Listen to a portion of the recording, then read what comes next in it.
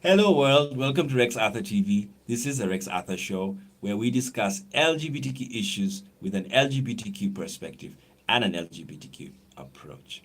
And living and in an LGBTQ plus planet where each and every one of us belongs to one or two or more letters.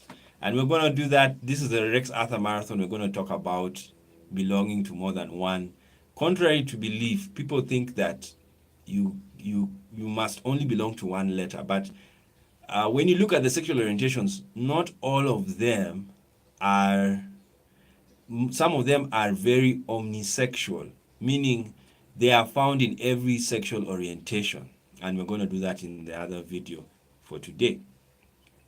Now, today, this we're talking about language and sexuality because when I have my interactions with people, there's a lot of confusion that happens and it's still chaotic. First of all, you must understand because when new knowledge surfaces, there is there are new problems because we are all computers, and computers, we used to receive old data. Then you come now and there's new data that has come and it confuses you. This is why when Jesus came to the earth and Jesus told the people of Israel that you cannot pour new wine into old wineskins, because if you do that, they will burst. So you are supposed to put new wine into new wineskins. So if you take that saying of Jesus Christ, of course, which can be, it can be countered. Yes, it can be countered because um, the term wineskin is the old is actually bottle. In the King James version of the Bible, they use the word bottles for wineskin. Now, when we hear the word today, we think of a glass bottle. So you wonder, but I think we can use a glass bottle again, even if it's old. Yes, you can. But in the past, they never used to make glasses.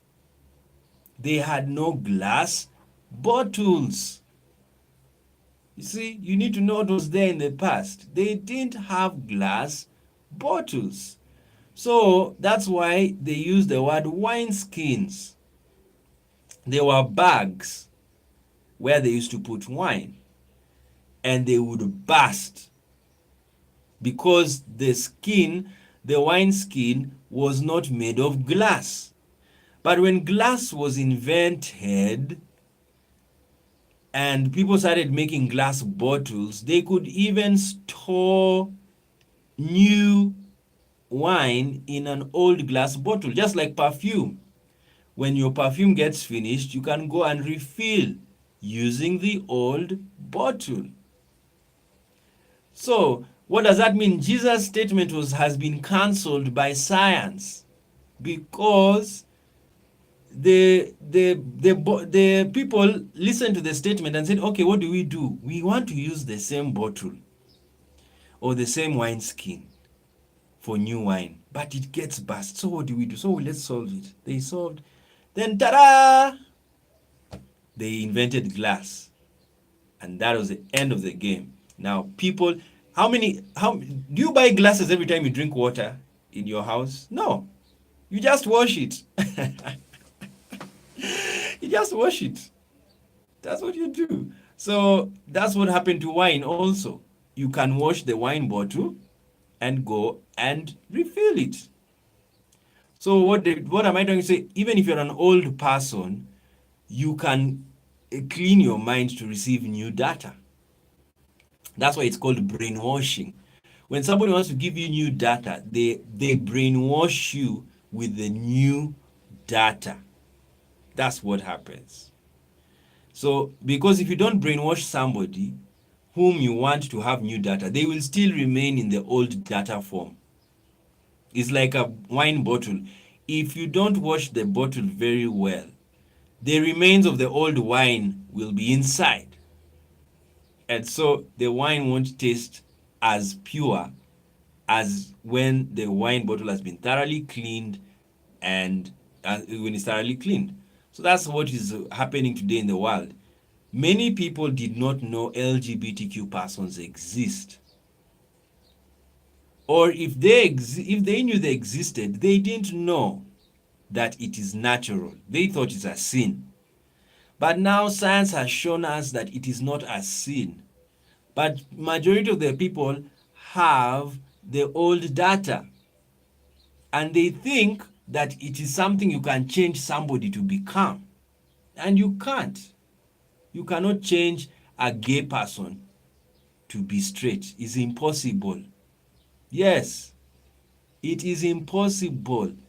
Any person who changes, so-called changes, that one is a bisexual. Because believe you me, they still have, sex is natural. Yes, and it involves erection of the clitoris and the penis. So when that happens to your body, you know, when you're having sex, how can someone change that? And I'm going to talk about the human body. Data is everything. You see this, all of this is acids. Deoxynucleic acid, DNA. This is acid. Acid everywhere. My blood is acid because it has DNA.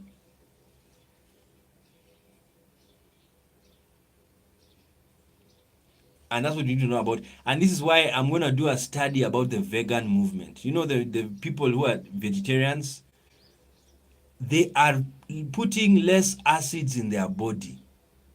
The data they are putting in their body is less, called amino acids. So, what's this going to do? It's even going to change how people think. I told you in the other video that has passed that fish is very good for the brain. So what does that mean? People who don't eat fish may not have enough brain power than those who eat fish. Yes, and I gave country in another video. I gave country examples: Japan, Britain. Those are fish eaters, and look at the work they do. They are brilliant people. And it's not that the other world is not. We are all brilliant, but some are more brilliant than others. And why? You find out what makes them brilliant. It's what they eat. Sometimes it's what they eat. Because some foods take a lot of energy to be digested. So like beef takes more time to be digested than vegetables. So your body does a lot of work. This is why I think, in my view, men can eat meat because they have more muscle and it can grind compared to women. And then again, that's why when women eat a lot, they don't become muscular. They become fat because of estrogen. And then some men have a lot of estrogen.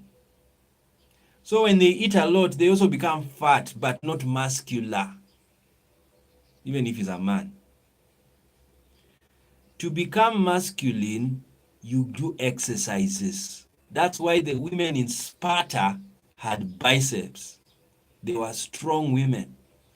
Go and look at Israeli women. They are not they are not your kind of woman who is just there and she's just getting fat. No, no, no, no. They are very lean, very strong, and they are military trained because they exercise, and that builds the testosterone in them. That's what you need to understand. Oh, there's a lot to learn, and we're going to do it slowly by slowly. So anyway, now let's finish this video of language and sexuality. So I was arguing to myself with interactions with people. Some people, when they see a gay man, they ask you, who is the woman in the relationship? And some gay people are very offended when you call them a woman. Yes. So what happens is but because we're in Africa, like in Africa, that's the behavior in Africa. For them to understand, or not, no, it's not even for them to understand. I understand where majority of the Africans come from. Their understanding of sex is that a woman is not necessarily a penetrator. Is not, no, let's not even say necessarily, is not a penetrator because she doesn't have a penis. That is the understanding in the traditional science. A man does not have a vagina, so he cannot be penetrated. But that is a lie. That's the science we are trying to undo. Men are, you can penetrate a man in the anus or the mouth. Yes, this mouth is a vagina. It's a type of vagina. It's an orifice. The anus is a type of vagina. It has a hole. Anywhere there's a hole, and even as I told you last time, and I don't want to repeat myself, the ears, the nose, these are orifices. They are vaginas. Yes, these are vagina. Because I smell, the smell penetrates my nostrils, and then it goes to my brain, and I know what I'm smelling. The ear, music penetrates the ear vagina. So I receive and I hear the music. It sounds nice. There's too much noise. Just like sex, someone is having rough sex. That's now how it happens when you're listening to rough music or noisy music. It's the same. So we're always being penetrated. And that's the weird thing about life. Now, and this is what I was telling somebody. When you interact with some people are very hot tempered. Those ones, if you try and know their sexual how they have sex, they have it the same way. Yes, they can be hot tempered when they have sex. So when you talk to them, like some people complain, you're always shouting. And that's me. I learned when I was preaching in campus, I always had a loud voice. Always. And I was preaching like that every day for 3 years. So please understand me. For 3 years, every day, an hour of preaching, I'm shouting. I never used a microphone. And the hall I used to preach in was very wide. So that's why I'm used to shouting. If you talk to rock musicians, they have a problem hearing. It's because they are so used to loud music. It can even kill the eardrum. Yes. So you have to understand us, please. So that's why I shout. Someone was asking me, why do you shout whenever you talk? And then I will even shout when I'm angry. Yes. And sometimes, even there was a time when I was preaching, and there was a lady who came to me and said, but why do you sound angry? And I was telling her, excuse me, I'm seeing the suffering happening out there because I was a very much a social justice preacher. I stood with the poor, preaching about the poor. And where I was living in the campus, uh, after campus, then you see the poor people, how they live. And I was not happy with that life. It was very sad to see women, they look so miserable. They're just there. They don't have electricity. The children are walking naked. And I was like, then you go and talk to them. They can't even buy bread. They were so depressed. And I was like, what? So imagine I'm a social justice. If I was a prosperity gospel preacher, I wouldn't be shouting. I had friends who are prosperity gospel preachers in campus. Oh, they were the sweetest. No need to shout. Just speak well, and things are gonna be fine. You're gonna get everything. But me, I was not that. I was a social justice preacher. So you gotta help, because I was seeing it. So that's what people need to understand about tone. Yeah? Tone is based on your experience and what you connect to. If you connect to poverty, and you see the pain of poverty, it really affects you. And the way you deliver the message, you will deliver it with that power and that loudness.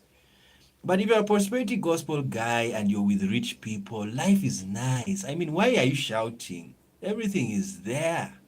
You see? So that's how you need to understand about people. So that was about penetration, which happens. And some Africans, they believe that that's why they call the bottom who is the gay receiver, a woman. That's why they call the gay receiver a bottom and the gay penetrator a top. Yeah, that's all. And so the bottom is called a woman in African or in some tongues. I mean, in some thought, because a woman is naturally a receiver.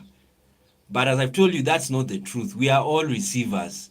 It's just that we are more, there are some who are more receiver than others. Women are more receiver than others because they have a vagina. But men are also receivers. Yes. And then women are also givers, much as men. So we are all givers, but there are some who are more givers than others, and that is men. Men are more givers than others because they have a penis that can penetrate. But as I've told you, how you live your life is how you live your life. You can be a woman and you're never penetrated by a man. That's okay. You're a lesbian. Go and live your life. We're not saying that because you're a receiver, you must be fucked by a man. You see, that's the thinking in South Africa that they do on lesbians.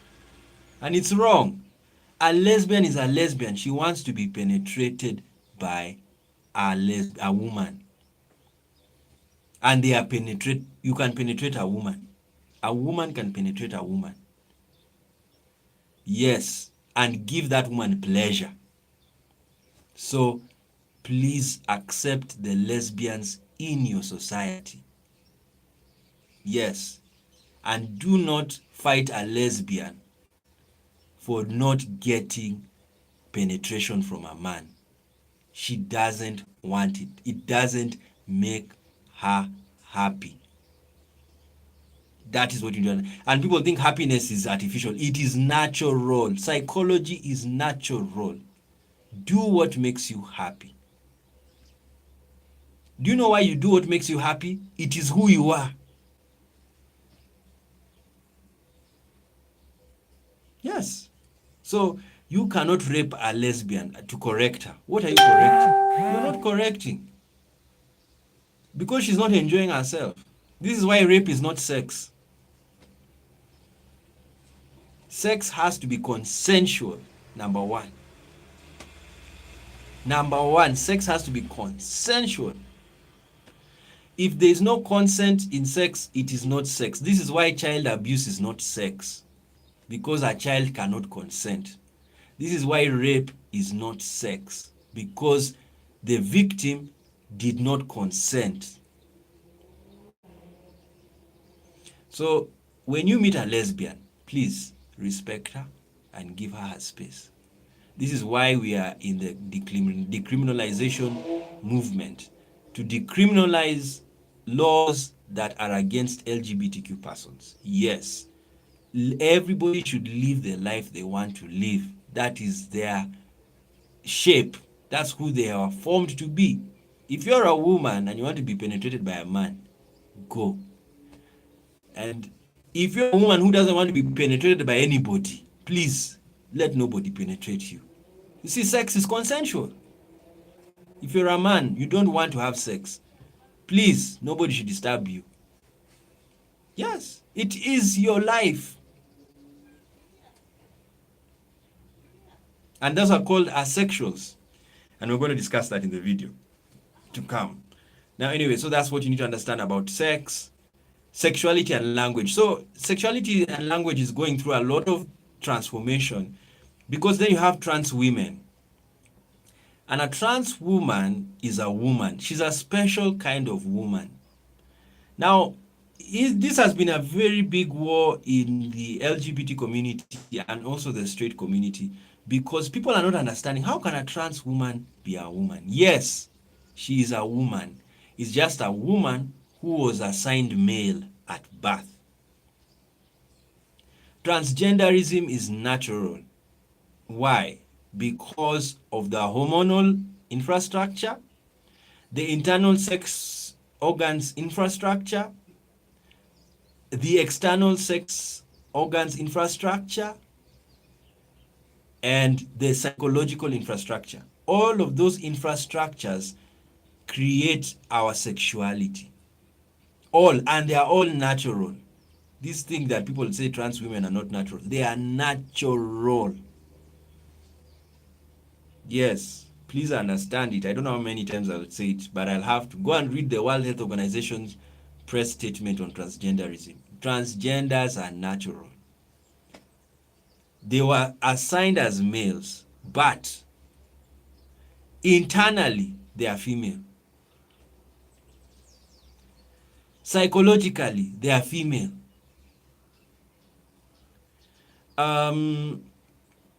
Hormonally, they could be female. Because I remember what I told you about birth. An XYY boy can have estrogen flashes. That's why you'll find a very big man, but he's very feminine. It's because he was flashed with so much estrogen, even though he has a lot of testosterone. It's beautiful science, so beautiful. And when we're going to do on the theological channel, we'll do a preaching about that. You know, when Jesus saw a man who was born blind, his disciples asked him, why was this man born blind? Was he born blind because of his sin, or the parents' sin? And Jesus said he was not blind because of the sin or the parents' sin, but for the glory of God to be shown. What is the glory of God? The beauty of God. And what is God? God is truth. And what is truth? Truth is science. It's the beauty of science that a man can be born blind. What is that? And now these days, do you know it's now, the science has been unraveled. It's gone. We now know why people can be born blind. It's genetics. The acid arrangement is different, and that's what causes blindness. The DNA is pairing of acids in a line.